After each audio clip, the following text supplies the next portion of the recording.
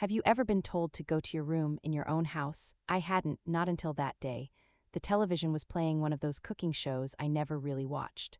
It was just background noise while I sat in my old recliner, the same one my husband bought for me 30 years ago. The armrests were thin now, the fabric soft from years of my hands resting in the same place. It was my quiet comfort, the spot where I felt safe. Then came the sound I'd grown to dread: click. Click, click, the sharp tapping of heels on the hardwood floor, each step louder than the last, like warning shots. I didn't even have to turn my head, I already knew who it was. Bridget, my son's wife. She stood at the doorway, all confidence and perfume, wearing clothes that cost more than my monthly pension. Her hair pulled back so tight it looked painful. She didn't need to say anything, her face said it all. She wanted something. Turn it off, she said. I blinked, my hand frozen on the remote. Excuse me, she took a step closer. Turn it off. I looked toward my son, Fletcher, standing just behind her in the hallway. His hands were buried in his pockets, eyes fixed on the floor like a child caught doing something wrong. Fletcher, I said softly, my voice already cracking. He didn't move. Didn't even look at me. That's when Bridget smiled, not the kind that reaches the eyes, but that fake, shiny smile people use when they want to rub salt in a wound. Go to your room, old lady, she said. This is my living room now. For a moment I didn't breathe. The words just hung in the air. My living room, my walls, my floors, my house, and yet somehow not mine anymore. I turned back to my son, hoping to see a hint of guilt, a flicker of shame. But he just stood there, silent, avoiding my eyes. Something in me broke right then, something deep. The kind of break you can't hear but you feel in your bones. Slowly I stood up. My knees ached, but I didn't let them see me wince. I switched off the TV, click, and placed the remote gently on the table. I could have screamed. I could have thrown the remote at her perfect little face, but instead I just walked. I grabbed my keys from the hook by the door, the same hook Fletcher installed when he was 16. He was so proud that day. Look, Mom, I did it myself, he'd said, grinning ear to ear. I smiled then too. If only I knew what that same hand would sign years later, the papers that took everything from me. I didn't say a word as I opened the door, didn't say goodbye.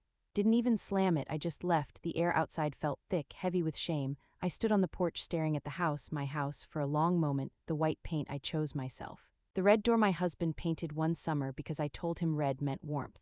The flower bed I'd planted each spring with my own 2 hands, all of it still there, but none of it felt mine. When I got into the car, my hands were shaking so hard I could barely put the key in. The steering wheel felt cold even though it was July. I sat there, frozen, watching sunlight hit the windows that used to glow with laughter and family dinners, and now a stranger lived in my house wearing my son's last name. I drove away that afternoon with tears I didn't let fall. The road blurred under me, and the silence in that car was louder than any argument could have been. By the time I reached the cheap motel at the edge of town, it was dark. The sign flickered, vacancy, like it was mocking me. I paid cash because what else could I do? The room smelled like cigarettes and bleach.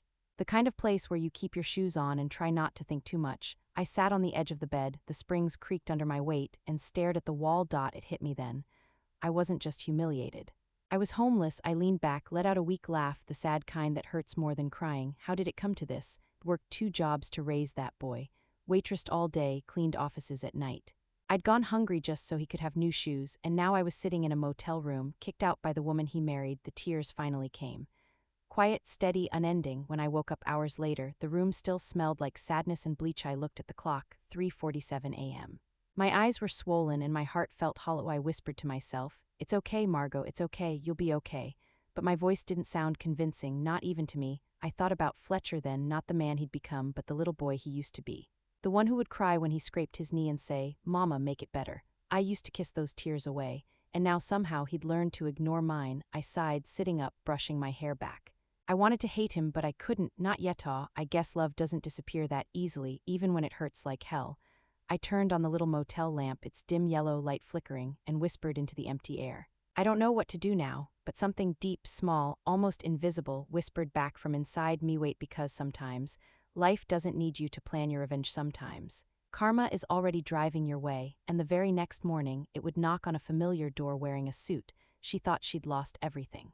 But what she didn't know was that fate had just started to even the score. The road stretched out in front of me, empty, endless, quiet. You ever drive somewhere without really knowing where you're going? That was me that night. No plan, no destination, just pain in the rearview mirror. The sky was a dark gray blanket, heavy with clouds that refused to rain. Streetlights blurred into golden smudges as my eyes kept filling up. I tried blinking them away, but they just kept coming. My hands gripped the steering wheel tighter, knuckles white, the same way I'd held on to everything that mattered in life, even when it was slipping away. I whispered to myself, "Don't cry now, Margot, not while driving." but a small sob escaped anyway. That sound of heartbreak that doesn't even sound human. Every mile I drove took me further from the home I'd built and closer to, what? Nothing. Just a cheap motel, a bed that wasn't mine, and the sharp sting of betrayal sitting in my chest. At one red light, I caught my reflection in the rearview mirror. Wrinkles deeper than I remembered, eyes that looked tired not from age but from disappointment. "You did your best," I whispered to the woman staring back, and maybe I had. Maybe that was the saddest part, that my best wasn't enough to keep my own child from turning cold. When I finally pulled into the motel's cracked parking lot, the neon sign flickered like a heartbeat on life support. Vacancy, always that one word. I parked, cut the engine, and just sat there. The silence after the hum of the car was too much. You know, that kind of silence that presses on your ears until it hurts. That was it. No TV noise. No ticking clock, no laughter from another room. Just me. I looked at my phone. Still nothing from Fletcher. 17 missed calls I'd made. 17 voicemails, nothing. He used to call me every night when he was away at college. "Just checking on you, Mom," he'd say. Now he couldn't even pick up when I was standing in the rain outside the house I gave him. I finally got out of the car. My legs ached from sitting so long, but the ache in my chest was worse. The lobby smelled like old coffee and cheap cleaning spray. The woman at the counter looked up from her computer. "You need a room, ma'am?" "Just for tonight," I said, my voice cracked on the last word. She didn't ask questions, just handed me a key card and said softly, "Room 12's quiet, you'll be fine there." When I opened the door, a rush of cold air hit me, the kind that smells faintly of bleach and forgotten dreams. The bedspread had tiny cigarette burns. The carpet looked tired. I sat down on the edge of the bed, the springs groaning under me like they wanted to complain too. For a while, I just stared at the wall. Then I lay back and stared at the ceiling. The popcorn texture looked like little clouds frozen in time. I started counting them just to keep my mind from falling apart. 1, 2, 3, 4. Then I lost count somewhere around 20 because my thoughts started replaying everything again. The way Bridget had said it, "Go to your room, old lady." The way Fletcher didn't say anything, that silence from him hurt worse than her cruelty ever could. I thought of my husband then. How he used to sit in that same recliner with me after dinner. How he'd squeeze my hand and say, "You know, Margot, this house will always be your heart." He was gone now, and it felt like his words were gone too. Why did I sign it over? I asked the empty room. Because I trusted my son, that's why. Because he said, "It's just paperwork, Mom," and I believed him. That thought broke me again. I covered my face and started to cry, quietly this time. No dramatic sobs, just small, broken sounds escaping between deep breaths. Weeping doesn't fix anything, but sometimes it's the only thing that makes you feel human again. Hours must have passed. I checked the old digital clock on the nightstand, 2:14 a.m. My eyes were swollen, my throat sore. I tried to sleep, but every time I closed my eyes, I saw Fletcher's face, that familiar mix of guilt and avoidance. The way his jaw tightened when he didn't want to argue. The way he looked down like a boy again. For a second, I almost forgave him in my head. Then I remembered Bridget's smirk. And that killed the softness right away, so I sat up, legs hanging over the edge of the bed, and started talking to the air. "Fine, Margot," I said to myself. "If they want the house, they can have it, but you still have something they don't. Peace. You didn't steal, you didn't lie, you just loved too much. That's not weakness." I sniffled, half laughing through the tears. Yeah, right, tell that to the mirror." I stood up, walked to the window, and pulled the dusty curtains apart. Outside, the parking lot lights glowed orange against the cracked pavement. A cat ran past, skinny and fast, disappearing into the shadows. I envied it, free, unbothered, no past chasing it. I thought maybe I'd call the police in the morning, or a lawyer, or someone, anyone. But I didn't even know where to begin. I didn't want to fight my own son. I just wanted to stop hurting. My phone buzzed suddenly. I jumped. Heart racing. It wasn't a message from Fletcher. Just a spam text about insurance. I sighed so deeply it hurt. And tossed the phone onto the bed. Then something strange happened. As I sat there in that ugly room, staring at the flickering light outside, a weird calm washed over me. Like maybe this was supposed to happen. Maybe losing everything was what it took for life to reset itself. I didn't know then, but the universe was already shifting things behind the scenes. Someone was already looking for me. Someone with answers, papers, and 6 words that would turn my world upside down, but in the best way. I looked around the small room one last time, whispering, "Tomorrow has to be better." And oh, Margot, if only you knew what tomorrow had planned. She thought the world had forgotten her. But in a quiet motel parking lot, karma was already on its way, in a black car and a suit. You ever look at someone and think, how did you turn into this? That question haunted me all night, because no matter how cruel Fletcher had become, there was a time he was my whole world. As the first light of morning crept through the thin motel curtains, I sat up, wrapped in the scratchy blanket, and stared at my phone again. Still no messages. My chest felt hollow, so I did what people do when they're broken and alone. I started talking to my memories. I thought back to the day Fletcher was born. The nurses handed me this tiny, crying bundle, and I remember whispering, "SHH, it's okay, baby." Mama's here. That first time his little fingers curled around mine, I swore I'd protect him from everything. Everything. When his father passed away, Fletcher was only 12. I still remember the way he clung to my arm at the funeral, burying his face into my coat. "What are we gonna do now, Mom?" he'd asked. I smiled through my own tears and said, "We're gonna be okay, you and me always," and we were. At least for a while, I worked 2 jobs, waitressing during the day and cleaning offices at night. Some nights I'd come home at 2 a.m., smelling like floor cleaner and exhaustion, but when I peeked into Fletcher's room and saw him sleeping peacefully, it made every ache worth it. He was such a sweet boy. Always saying, "I'll make you proud someday, Mom." And he did. Graduated high school with good grades, got a scholarship to a state college. I cried like a fool at his graduation, tears, tissues, the whole mess. When he walked across that stage in that wrinkled gown, I clapped so hard my hands hurt. I remember whispering, "We did it, baby, we really did it." Those were the happiest years of my life after college. Fletcher landed a good job, software development, or something fancy I didn't really understand. He started making real money. I remember when he bought his first expensive watch. "You like it, Mom?" he asked. I laughed. "It's nice, but can it make coffee?" He laughed too, hugged me tight. "You're funny, Mom." And then she arrived. Her name was Bridget. The first time he brought her over, I still remember it clear as day.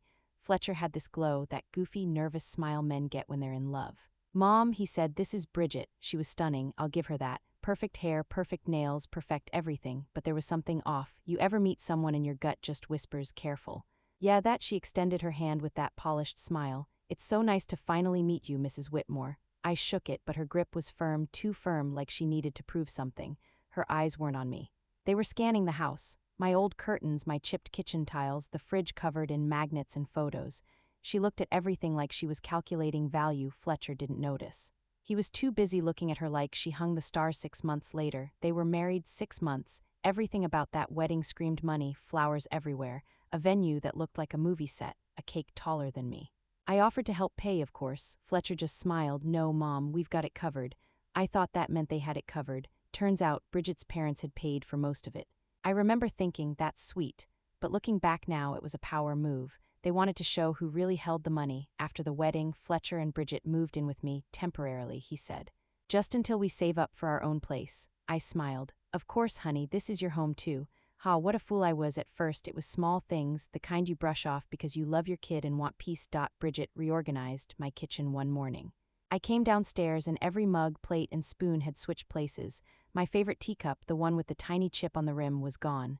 "Oh," she said with a casual shrug, "I thought this would make more sense." "You'll get used to it, used to it." I bit my tongue, told myself it was no big deal. Then it was the couch pillows. She bought new ones, bright, loud patterns that didn't match anything. She threw my old ones away. "These are so much fresher," she said with that smile. My old ones weren't fresh, but they were mine. Little by little, she started taking over. My kitchen, my living room. My routines, even my favorite chair, the one where I'd sit every evening reading. She'd sit there instead, draped in a blanket, glass of wine in hand, scrolling her phone like she owned the world. And Fletcher, he just let her. Every time I tried to talk to him, he'd sigh, "Mom, can you please not start? She's trying her best." That one hurt the most. She's trying her best, as if I was the problem in my own house. Still, I kept quiet.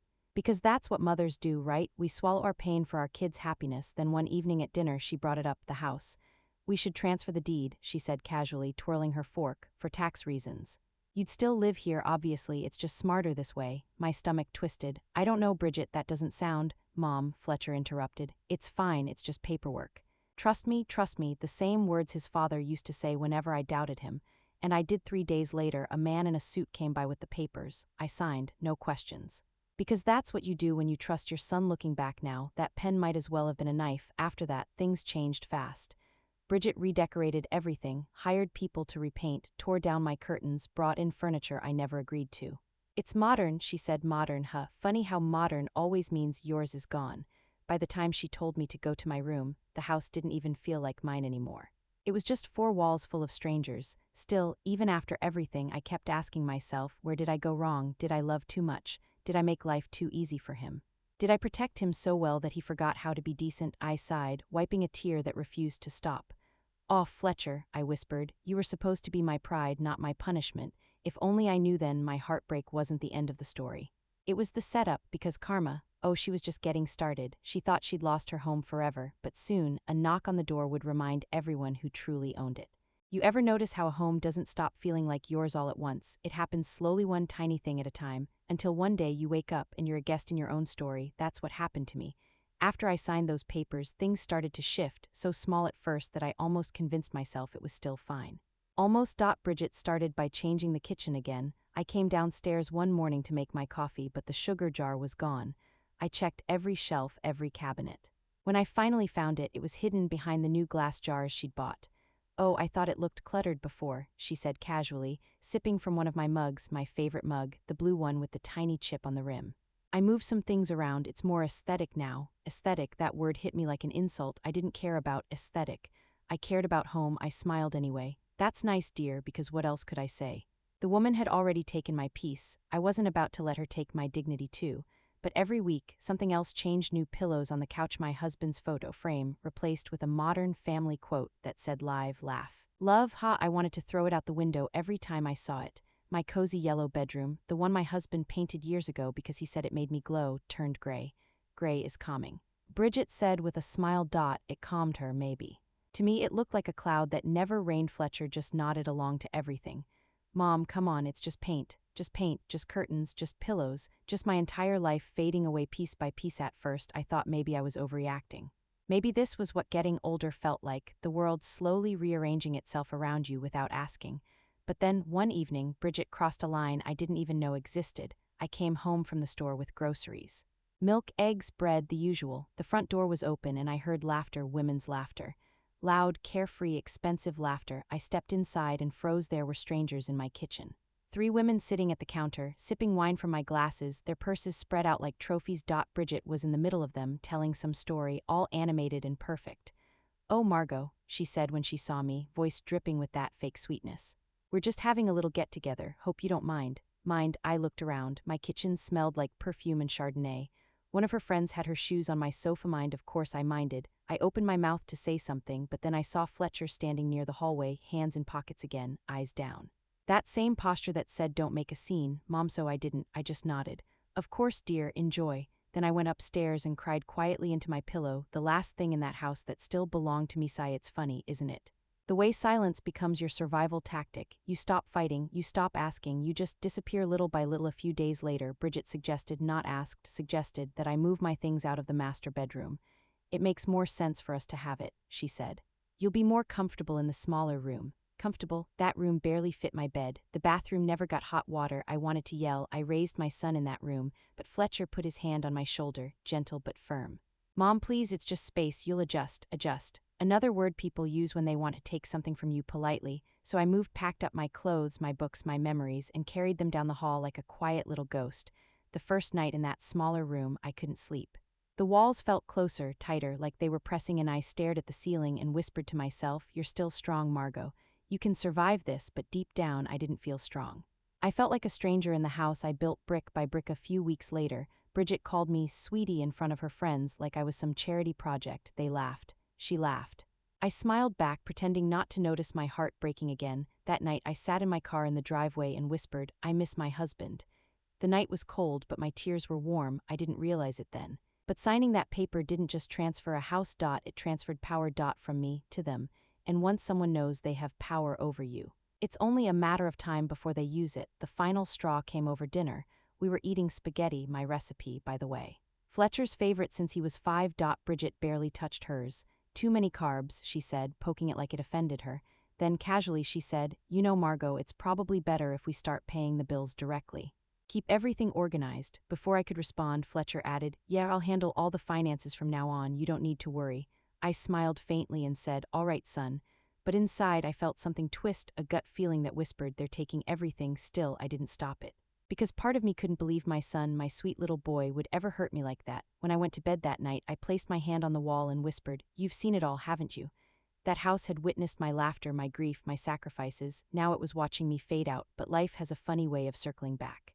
The walls you build out of love, they remember who truly owns them, because not long after, the woman who told me to go to my room would soon be told something herself, something that would make her knees buckle. She thought she'd taken everything from Margot, but the next morning, a knock at the door would prove karma never forgets an address. Sometimes you don't realize something's gone until the lock won't turn anymore. The morning after Bridget threw me out of the living room, I sat in my car for hours, parked outside that same motel. The air smelled like burnt coffee and rain on asphalt. My hands still hurt from gripping the steering wheel too tight the night before. I told myself I'd go back just for a few things: clothes, medicine, my glasses. That framed photo of my husband I kept on my nightstand, just stuff, not pride, not power, just what I needed to survive. The drive back felt endless. Every turn of the road was heavier than the last. My stomach churned as the familiar White House came into view, the house I'd built, scrubbed, painted, loved. My heart whispered, please still recognize me. I parked in the same spot I always did. The wind was calm. The morning was quiet, too quiet. No birds, no voices, just my heart pounding like a drum. I walked up the porch steps slowly, trying to steady my breathing. My hands were shaking, but I smiled anyway, a small, hopeful smile. All right, Margot, I muttered, you're just getting your things. Be calm, be kind. I slid my key into the lock. Turned it. It didn't move. I frowned, tried again, harder this time. Nothing. I twisted, jiggled, flipped the key upside down like maybe I was doing it wrong. Still nothing. That's when I realized it. They had changed the lock. So weird kind of dizziness hit me. My knees almost gave out. No, I whispered. No, no, no. I rang the doorbell once, twice, 3 times. I could hear the chime echo through the house, my house footsteps. Then the sound of a door unlatching, and there she was. Bridget stood in the doorway, wearing yoga pants and a messy bun that probably took 20 minutes to look that effortless. She was holding a mug, my mug, the blue-chipped one. The one that had survived decades with me but couldn't survive 1 year with her. Oh, she said, eyebrows raised. Margot, what are you doing here? I forced a smile that didn't reach my eyes. I came to get a few things. My clothes, medicine, just a few personal. She took a long, slow sip of coffee before cutting me off. Actually, she said, we changed the locks for security reasons. I blinked. Security, my voice cracked. This is my house, Bridget, not legally, she said, setting the mug down on the hallway table. Fletcher's name is on the deed now, and he agrees it's best if you find somewhere else to live. You've been making things uncomfortable for everyone. My throat went dry. I looked over her shoulder, searching for my son. Fletcher, I called out. Fletcher, please, nothing. Where is he? At work, she said flatly. And honestly, Margot, this is really not a good time. Then she smiled, that same cold, polite smile that made my stomach twist. Check the deed if you don't believe me, sweetie. Sweetie, that word hit harder than the door that slammed in my face. I stood there, frozen, as I heard the lock click again. For a few seconds, I just stared at the door, then the tears came, hot, heavy, unstoppable. I pressed my forehead against the cold wood, whispering, I'm your mother, Fletcher, how could you? No answer. Just silence. I must have stood there for 10 minutes, maybe more, until my hands went numb. My phone buzzed in my pocket, a message notification. My heart leaped. Maybe it's him. It wasn't. It was a spam text again. Insurance, always insurance. I let out a short, bitter laugh. Ha, right, what a joke. I called him. Once, twice, 10 times, each one went to voicemail. His cheerful voice played like a ghost from another life. Hey, this is Fletcher. Leave a message. I left 17 messages that day. 17. The first ones were pleading, Fletcher, please call me back. I just need to talk. Then they turned desperate. Son, where am I supposed to go? Please just answer. Then angry, how could you do this to your own mother? And finally empty, I hope you're proud of yourself. No reply. By evening, I was back at the motel. The same ugly room, the same flickering lamp, the same smell of bleach and loneliness. The woman at the front desk looked up as I walked in. She must have seen something in my face because her tone softened. Back again? Yeah, I whispered. Room 12, please, she nodded quietly. I'll give you the same rate. That kindness almost broke me. I forced a weak smile. Thank you. When I reached the room, I sank onto the bed and just stared at the wall. My purse sat beside me, all that was left of my life. Inside it, my phone, my wallet, and $234. I checked my bank account on my phone, $312 left.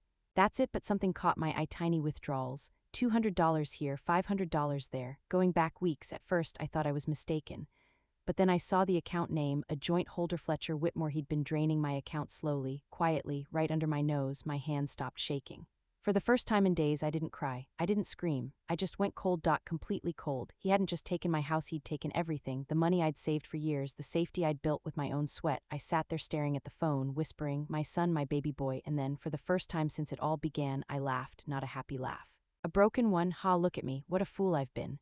But life, it seems, wasn't finished with me yet, because the next morning, when I stepped outside that motel room to sit in the parking lot and breathe, a black sedan pulled up in front of me. Sleek, clean, out of place in this shabby lot. The window rolled down and a man in a suit stepped out. Mrs. Margot Whitmore? He asked. I blinked, confused. Who's asking? He gave a small, polite smile. My name's Vincent. I'm an attorney. I've been trying to reach you for quite some time. An attorney, for me? I let out a soft, tired chuckle. You've got the wrong woman, sir. I don't even have a house anymore. He shook his head.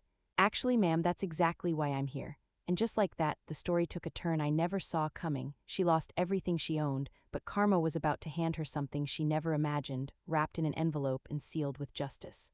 You ever have one of those moments when life just stops, like it's catching its breath before changing everything? That was the morning the man in the suit showed up. I was sitting outside the motel, coffee in a paper cup that tasted like burnt hope, staring at the parking lot cracks. The sun was barely up and I hadn't really slept. My mind kept looping back to that door slamming in my face, the sound of the lock clicking shut like a period at the end of a long, painful sentence. Then I heard the low hum of an engine. A black sedan rolled in clean, expensive, out of place next to the beat-up cars around me. The door opened, and out stepped a man who looked like he belonged on a courtroom floor, not a motel parking lot. He had gray hair, a neat suit, a briefcase in one hand. His shoes didn't even have dust on them. I remember thinking, whatever this is, it can't be good. He walked straight toward me, confident but gentle. "Mrs. Margot Whitmore?" I blinked, startled. "Who's asking?" He gave a polite smile. "My name's Vincent Hawley. I'm an attorney. I've been trying to reach you for months." I frowned, half laughing. "An attorney for me? Sir, the only people looking for me lately are motel clerks and broken vending machines." He chuckled softly, but his eyes stayed serious. "If you don't mind, Mrs. Whitmore, could we talk somewhere more private? I promise it's important." Something in his tone made me curious and a little afraid. Still, I nodded.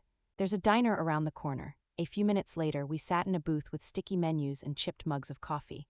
I stared at the man across from me, waiting for the bad news I was sure was coming. He opened his briefcase, pulled out a neat folder, and said quietly, "I represent the estate of a woman named Cordelia Howarth."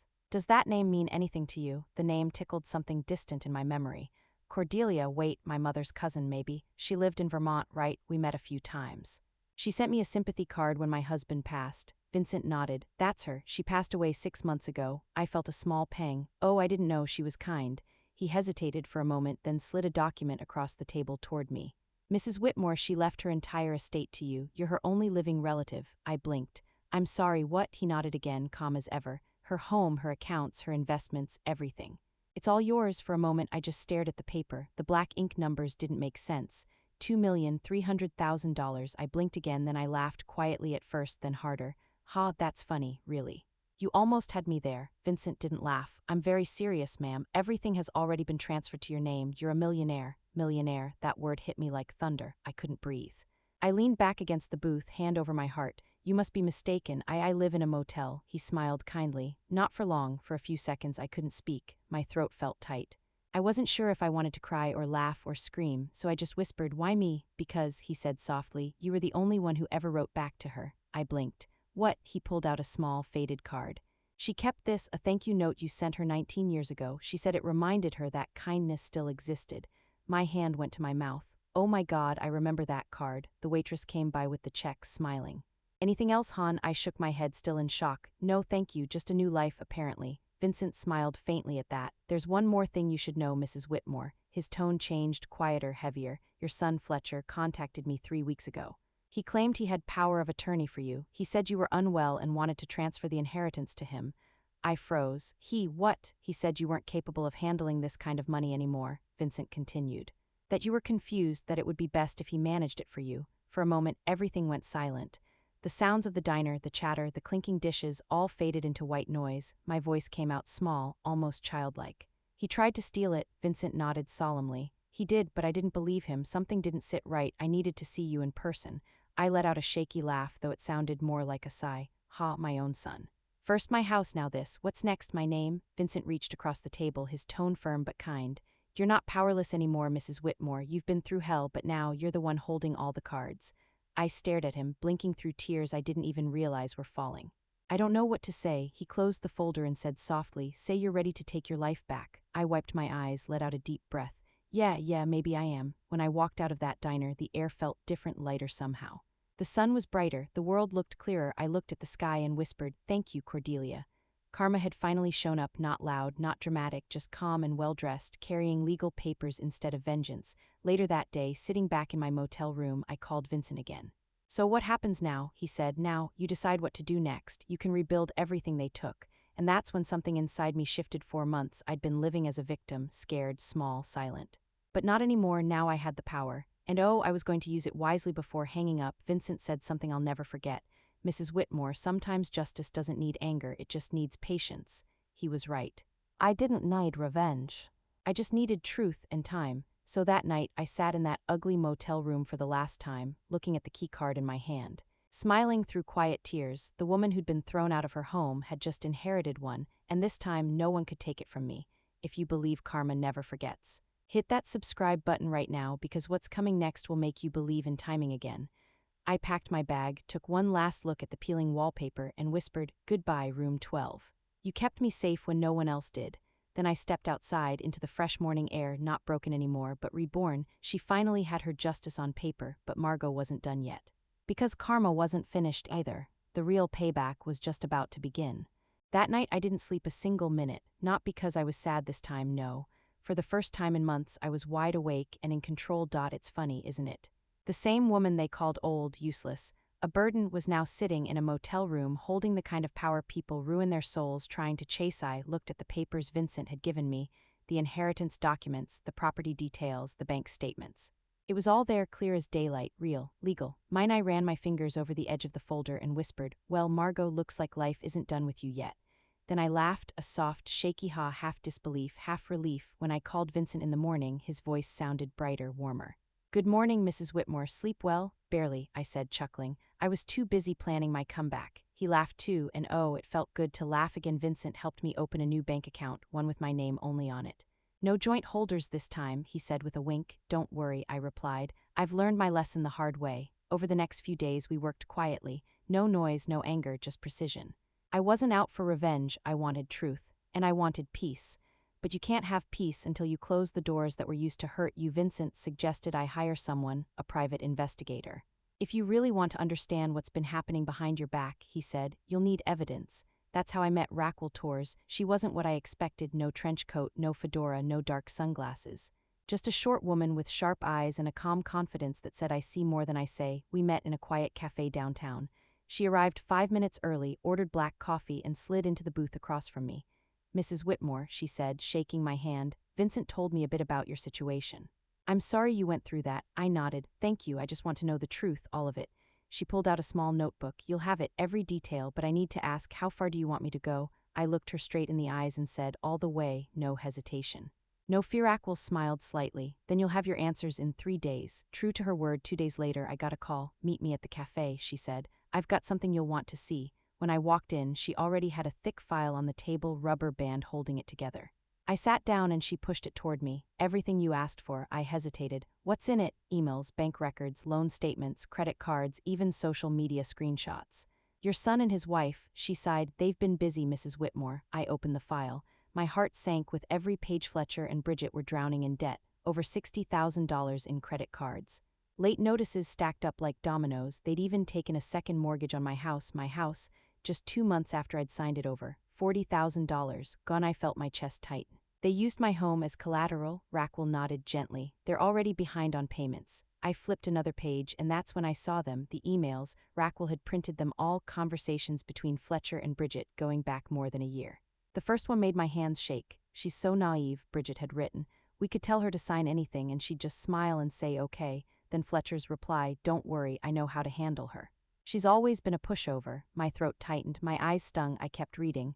"Once we get the house, we'll look into her accounts. I'm sure she has some money saved. She won't need much anyway, she's old." I couldn't breathe. These weren't strangers. This was my son, my boy, the same child who used to cry when I left for work. Another email from Bridget. "We could probably get her declared mentally unfit if she resists. She forgets things all the time." "It wouldn't be hard." I dropped the papers. My whole body was trembling. "Oh God," Raquel placed a steady hand over mine. "I'm sorry, Mrs. Whitmore, I know this is hard to read." I shook my head slowly. No, this is good. This is the truth. I needed to see it." And in that moment, something inside me hardened, not bitterness, but clarity. They'd taken my love for weakness, my silence for surrender, my trust for stupidity, but the woman they betrayed wasn't broken. She was awake. I looked at Raquel and smiled, not the polite kind, but the kind that hides thunder behind it. "Thank you," I said quietly. "You've done more than you know." That night I sat by the motel window, the file open on my lap, reading every cruel word again. But this time I didn't cry. Not a single tear, because now I had the truth, and with the truth comes power. I picked up my phone and called Vincent. "It's time," I said. "Time for what?" he asked. "Time for the consequences." He paused, then said softly, "I'll prepare everything." As I hung up, I whispered to the empty room. Bridget thought she'd won. Fletcher thought I'd disappear. But they forgot something. I smiled. "You can't destroy someone who built herself from nothing." If you believe karma always finds its way home, hit that subscribe button because what happens next will make you clap out loud. I closed the file, turned off the lamp, and looked out at the dark parking lot. The same place where a week ago I'd been nothing but broken pieces now. Now I was the storm quietly gathering its strength, and when I finally moved, they'd never see it coming. She had proof. She had power. And now karma had a plan, one that would bring her son and his wife to their knees. You know what's strange about karma? It doesn't shout. It whispers. It waits. It moves in silence, and when it finally strikes, it's always clean. That's exactly how it began, quietly. The morning after Raquel handed me that file, I called Vincent. I have everything, I told him. Emails, bank records, proof. He didn't even hesitate. Then it's time, Mrs. Whitmore. Let's make this official. We met later that afternoon at his office, a calm, sunlit place that smelled faintly of old books and justice. I slid the file across his desk. I want to report this, I said. He nodded once, serious and steady. We'll start with the financial abuse report. You'll tell the police everything. I took a deep breath. Let's do it. Within 24 hours, the process had begun. Detective Chen, a woman with sharp eyes and a kind face, was assigned to my case. She listened patiently as I told her everything, from the first "go to your room, old lady," to the day the lawyer showed up at the motel. Every detail, every heartbreak. When I finished, she closed her notebook and said softly, "Mrs. Whitmore, this isn't just a bad family story, it's a crime." Those words hit different. A crime. It wasn't just betrayal anymore, it was evidence. Chen got to work fast. She contacted my bank, requested transaction histories, pulled up Fletcher's account linkages, matched the timing of withdrawals. It was all there, plain as daylight. Meanwhile, Vincent reached out to Fletcher's employer discreetly. "Just a few routine verifications," he said. That call turned out to be the spark that lit the fire, because karma, as it turns out, had been waiting for company. Within days, the company launched an internal audit. Apparently, Fletcher's department had already been under quiet review, and the numbers didn't add up. A few vendor accounts had been flagged. And guess whose digital signature was on them? My son's. When they traced it further, the truth came out: forged invoices, fake reimbursements, small amounts that had snowballed into something big. I remember when Raquel called me that evening.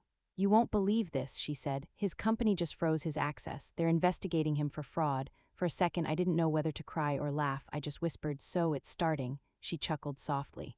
"Oh, it's definitely starting." By the end of that week, Fletcher was suspended pending a full audit. And without his paycheck, that fancy life Bridget had built on my son's shoulders started cracking fast. I didn't need to see it, but Raquel did. She kept me updated, her voice steady and matter-of-fact. "Bridget's been posting less online," she said. "No more perfect brunches or new handbags. Creditors are calling. The mortgage payments are late." Ah, the second mortgage. The one they took out on my house. Now it was coming for them. When the payment bounced twice, the bank issued a notice of foreclosure. The house, my house, was officially on its way back to the market. I sat quietly when Vincent told me the news. No celebration, no cheers, just a long, deep sigh. "Ha," I exhaled, shaking my head. "They wanted my house so badly, now they can pack it up in boxes." Vincent smiled slightly. "You see, Mrs. Whitmore. Sometimes justice doesn't need fire, just paperwork." While all this was happening, I stayed quiet. I didn't text Fletcher, didn't answer when he called once. Yes, he finally called.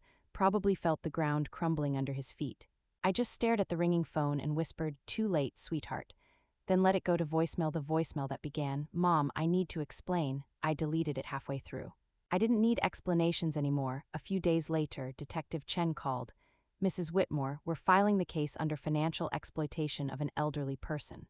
You'll likely be contacted for follow-up interviews, but the evidence is strong." Her voice softened. "You're brave for doing this. Most people never come forward." Brave? I didn't feel brave. I felt free. I remember stepping outside that day, feeling the cool air on my face. The same air that once smelled like defeat now carried peace. I looked up and whispered, "You see that, Harold?" My late husband's name. "You always said I was tougher than I looked." At the same time, across town, Bridget was cracking. Raquel had shown me photos, her car sitting in the driveway, eviction notice pinned to the door, boxes piled near the porch. Her perfect life spilling onto the sidewalk. Oh, how poetic. The same house she told me to leave, now kicking her out. And Fletcher, he was unraveling. The audit turned into a criminal inquiry. The company found forged documents, unauthorized payments, all of it traced back to his login. When I got the update from Vincent, I just sat quietly and whispered, "He did this to himself." Vincent nodded. Karma works fast when truth is clear. Within 2 weeks, both of them were facing investigations. The police had their emails, their bank records, their loan papers, everything. It was all so perfectly timed, it almost felt divine. I didn't have to fight. I just had to stop protecting them, and maybe that's what real strength looks like: not yelling, not revenge, but simply letting the truth do its job. If you've ever believed in poetic justice, Subscribe right now because karma's not finished yet, and the next part will make you feel every bit of peace she earned. That night, as I lay in my new apartment, clean, simple, temporary but mine, I felt something I hadn't in years: silence. But not the heavy kind, the peaceful kind. I closed my eyes, whispering, "It's over," but then I smiled. No, not yet.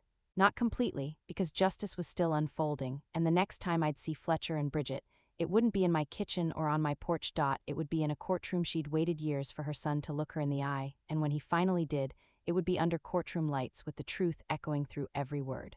Courtrooms have a strange kind of silence. It's not empty, it's heavy. You can feel it sitting on your shoulders, pressing against your ribs. That morning, as I took my seat on the wooden bench, I realized it was the sound of truth getting ready to speak. The room smelled faintly of coffee and paper, official, sterile, serious. The kind of place where every word mattered. I wore my best navy dress, the one I'd bought with my inheritance money. Modest, clean, strong. I'd pinned my husband's old pearl brooch to the collar, a small piece of him with me for courage. Vincent sat beside me, calm as always. "You don't have to say anything today, Mrs. Whitmore, just be present." I nodded. "Oh, I'll be present," I whispered, eyes fixed on the door. When they brought Fletcher in, my heart skipped. For a moment, I didn't see a criminal. I saw a little boy, my little boy, walking up the church aisle at his father's funeral, holding my hand too tight, asking, "Is Dad really gone?" Now here he was, all grown, walking into a courtroom in a cheap suit and handcuffs. He looked older.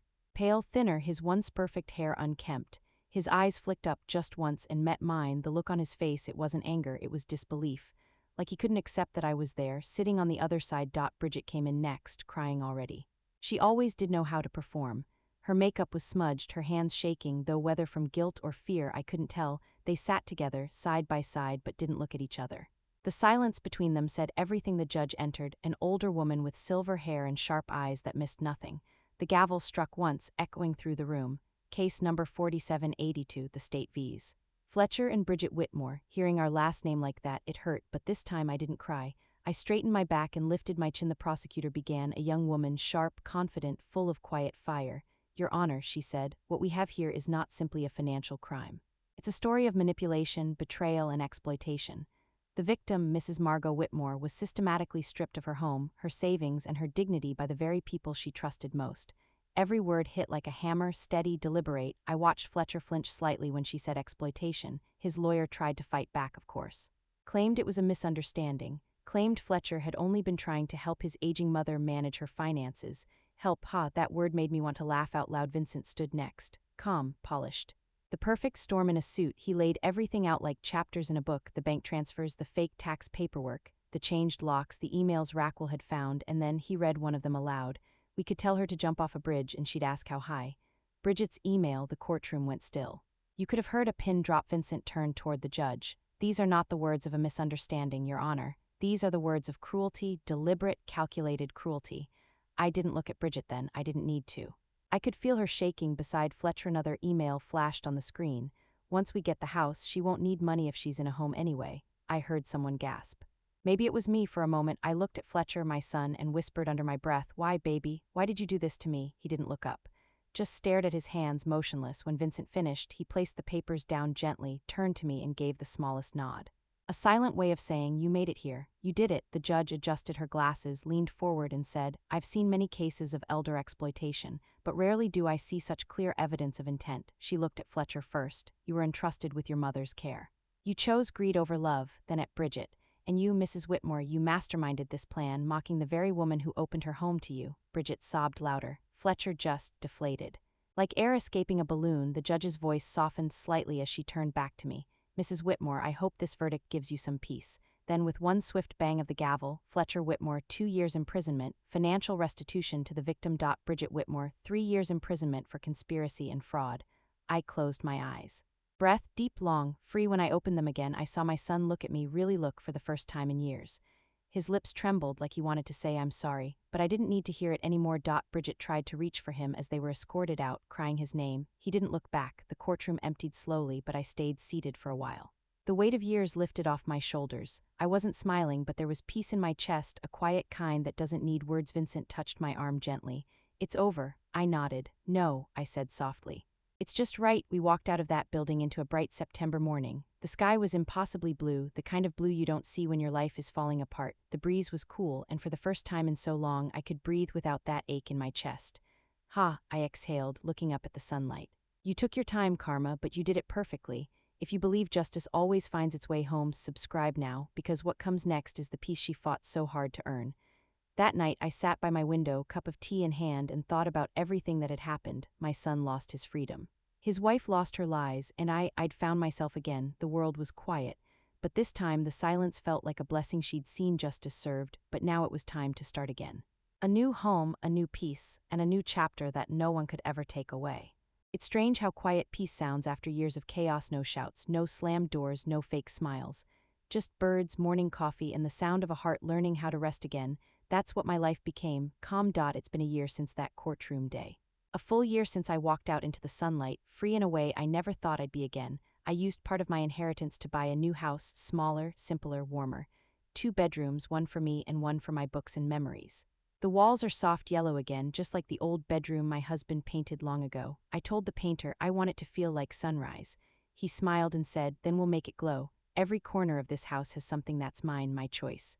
My colors, my piece, the deed, just my name, no signatures beside it, no shared accounts. No more, trust me, Mom. This home is my safe place, my new beginning. I have a small garden in the backyard. I grow tulips and rosemary. Every morning I water them and whisper, 'You made it, Margot, you really did.' Then I laugh softly, because talking to plants used to sound silly to me. But now, it's healing. I joined a new book club too, 6 women around my age who meet every Tuesday at the library. We read mystery novels and drink tea, and sometimes we don't even talk about the books. We just talk about life, our stories, our losses, our second chances. They don't know about Fletcher or Bridget. They just know me as Margot, the new lady from Maple Street who makes the best brownies.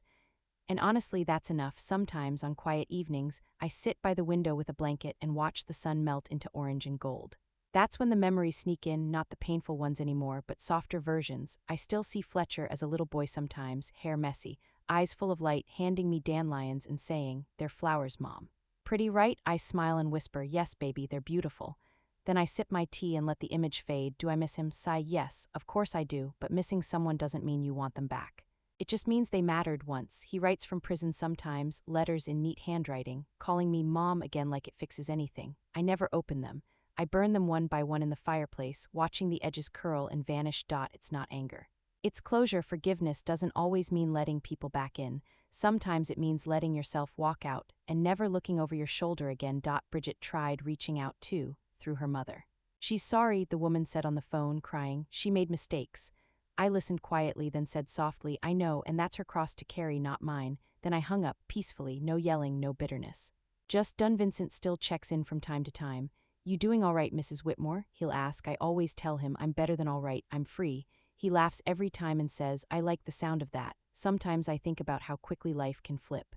One day you're being told to go to your room, and the next you're holding the keys to your own kingdom again. I guess that's karma's favorite trick, quiet but perfect timing. A few months ago, I took a trip up to Vermont to see Cordelia's old house, the woman who left me everything. It was beautiful, white picket fence, tall oak trees, the kind of place where the wind sounds like music. I stood there for a while, tears in my eyes, whispering, "Thank you, Cordelia, you didn't just give me money. You gave me my life back." When I came home, I finally felt like my story had come full circle. The girl who lost everything found more than she ever imagined. If you've ever felt invisible, if someone ever made you feel small, remember this. Karma has perfect memory. Your story isn't over. Subscribe for more stories like this, because sometimes life writes the best revenge all by itself. Now, every morning I wake up, make coffee, and walk through my quiet little house barefoot. No noise, no tension. No fear. I light a candle, whisper a prayer, and thank life for giving me one more chapter. The past doesn't haunt me anymore. It taught me that kindness isn't weakness, that silence isn't surrender, and that the people who betray you don't get to define you, they just reveal themselves. I used to think losing my home was the end. Turns out it was just the doorway to freedom. Sometimes I still talk to my husband's photo on the wall. "I made it, Harold," I tell him with a smile. "You'd be proud of me."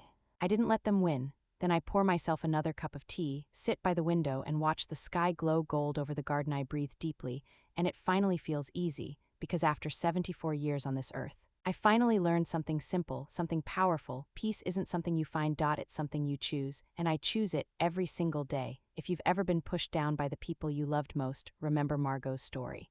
Because no matter how deep you fall, karma always knows the way back home.